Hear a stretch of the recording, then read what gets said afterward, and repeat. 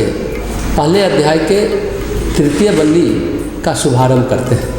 द्वितीय वल्ली में जीवात्मा और परमात्मा के स्वरूप का पृथक पृथक वर्णन किया गया और उनको जानकर परब्रह्म को प्राप्त कर लेने का फल भी बताया। संक्षेप में यह बात कही गई कि जिसको वे परमात्मा स्वीकार करते हैं वही उन्हें जान सकता है, परंतु परमात्मा को प्राप्त करने के साधनों का वहाँ स्पष्ट रूप से वर्णन नहीं हुआ। अतः साधनों का वर्णन करने के लिए तृतीय वल्ली का आरंभ करते हुए यमराज पहले मंत्र में जीवात्मा और परमात्मा का नित्य संबंध और निवास स्थान बतलाते हैं। तो पहले मंत्र को सुनते हैं। ऋतं पिबत सुकृतस्य लोके गुहां प्रविष्ट परमे परार्धे छाया तपो ब्रह्मविदो वदन्ति पंचाग्नयो ये च त्रिनाचिकेताः। शुभ कर्मों के फल स्वरूप मनुष्य शरीर में पर ब्रह्म के उत्तम निवास स्थान हृदय आकाश में बुद्धि रूप गुफा में छिपे हुए सत्य का पान करने वाले दो हैं। वे छाया और धूप की भांति परस्पर भिन्न है। यह बात ब्रह्मवेत्ता ज्ञानी महापुरुष कहते हैं तथा जो 3 बार नचिकेत अग्नि का चयन कर लेने वाले और पंचांगनी संपन्न गृहस्थ हैं वे भी यही बात कहते हैं। गीता प्रेस की व्याख्या कहती है, यमराज ने जहाँ जीवात्मा और परमात्मा के नित्य संबंध का परिचय देते हुए कहा कि ब्रह्मवेत्ता ज्ञानी महानुभाव तथा यज्ञादि शुभ कर्मों का अनुष्ठान करने वाले आस्तिक सज्जन सभी एक स्वर से ही कहते हैं कि यह मनुष्य शरीर बहुत ही दुर्लभ है।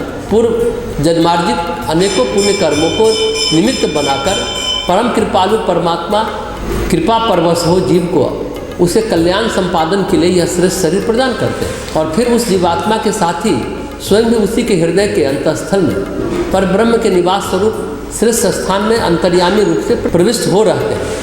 छांदोग्य उपनिषद में कहा गया कि इतना ही नहीं, वे दोनों साथ ही साथ वहाँ सत्य का पान करते हैं, शुभ कर्मों के अवश्यंभावी सत्फल का भोग करते हैं। गीता के 5वें अध्याय के 29वें श्लोक में भी भगवान कहते हैं कि अवश्य दोनों के भोग में बड़ा अंतर है। परमात्मा असंग और अभोक्ता है। उनका प्रत्येक प्राणी के हृदय में निवास करके उसके शुभ कर्मों के फल का उपभोग करना उनकी वैसे ही लीला है जैसे अजन्मा होकर जन्म ग्रहण करना।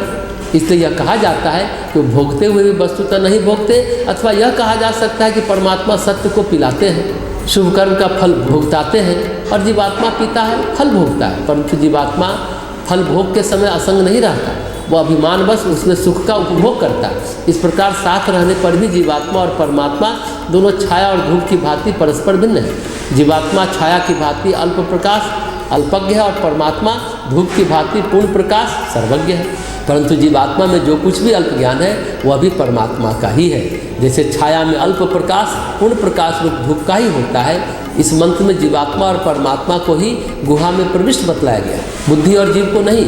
गुहा ही तत्वम तु परमात्मन एव दृश्यते, यह ब्रह्मसूत्र के शंकर भाष्य की बात है।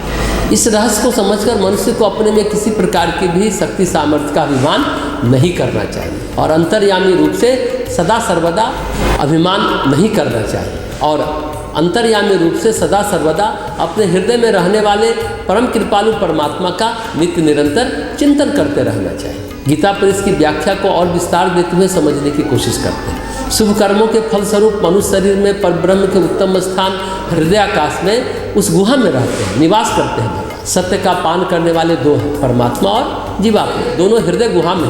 हृदय गुहा छाती के बीचों बीच से 2 अंगुल दाहिनी ओर है। परमात्मा और जीवात्मा वहाँ दोनों साथ साथ रहते हैं, लेकिन उसके पहले चित्त है। चित्त को जो शुद्ध कर लेता है उस जीव को दर्शन होता है। फिर जो आत्मविद्या को प्राप्त कर लेता है कर्मिक रूप से, वह ब्रह्म विद्या को भी प्राप्त कर लेता है। परमात्मा का दर्शन कर समाधि को प्राप्त कर लेता है, यानी उसमें विलीन हो जाता है। मस्तिष्क और हृदय को समझने की कोशिश करें। जैसे फिल्म चलती है प्रोजेक्टर पर प्रोजेक्टर पर दिखती नहीं, दिखती है वह पर्दे पर। उसी तरह हृदय में चित्त का चीज़ उभरता है और दिखता है दिमाग में। प्रोजेक्ट होता है दिमाग, उभरता है चित्त में। तो कहते हैं यह मनुष्य शरीर ही तुम्हारा ब्रह्मलोक, परमात्मलोक, इंद्रलोक, स्वर्गलोक सब कुछ है। अनुभूति करे कि आप कहाँ हैं, क्या हैं। कहते हैं ये जीवात्मा और परमात्मा ऋतम पर बनते हैं। ऋतम मतलब शाश्वत सत्य। जीवात्मा और परमात्मा में इतनी शक्ति है कि वह शाश्वत सत्य का पान कर सकते हैं। एक सत्य होता है और एक ऋत होता है। एक सत्य सामयिक होता है, आज है और कल नहीं है। अभी हम यहाँ पर हैं, थोड़ी देर बाद यहाँ पर नहीं रहेंगे, यह है परिवर्तित सत्य। लेकिन ऋत बदलता नहीं है, परिवर्तित नहीं होता है, शाश्वत होता है। गीता प्रेस की व्याख्या में लिखा है कि छाया और धूप की भांति परस्पर भिन्न है, लेकिन परस्पर अभिन्न है, क्योंकि जहाँ छाया है वहीं धूप होगी और जहाँ धूप है वहीं छाया होगी। छाया के कारण ही धूप है और धूप के कारण ही छाया है, दोनों ही जुड़े हुए हैं। ये अनुभवी जनों का ज्ञान है।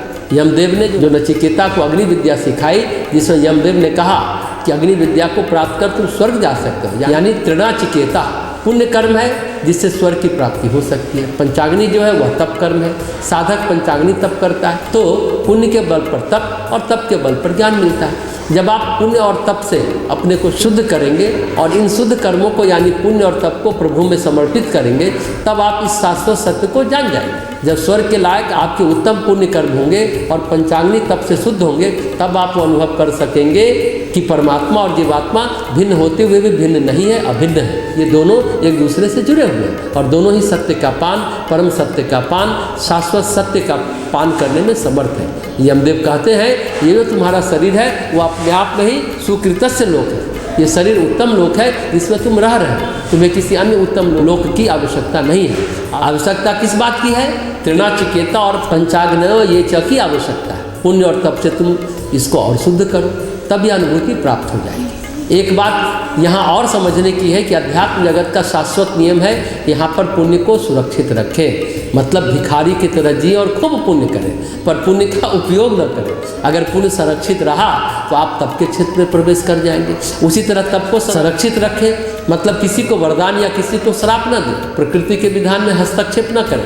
आप लोगों की सेवा करें अपने हाथ पैर से, लेकिन तप का प्रयोग न करें, फिर आप योग में प्रवेश कर जाएंगे। यही पुण्य और तप आपके योग के अंतराय को नष्ट करेगा, योग के विक्षेप को नष्ट करेगा, यानी उस समय आपको भटकने नहीं देगा। और जब योग का विक्षेप नष्ट हो जाएगा तब आप ज्ञान में प्रवेश कर जाएंगे। जब ज्ञान में स्थिरता रहेगी, प्रतिष्ठा होगी, तब आपको पराभक्ति का आशीर्वाद मिलेगा, जिसके बाद जीव केवल आनंद में रहता है। जिससे सुधी साधुजन आशीर्वाद नहीं देते, केवल प्रार्थना करते हैं किसी के पीड़ा निवारण के लिए। परमात्मा को जानने और प्राप्त करने का जो सर्वोत्तम साधन उन्हें जानने और पाने की शक्ति प्रदान करने की उन्हीं से प्रार्थना करता है। इस बात को यमराज स्वयं प्रार्थना करते हुए अगले मंत्र में बतलाते हैं।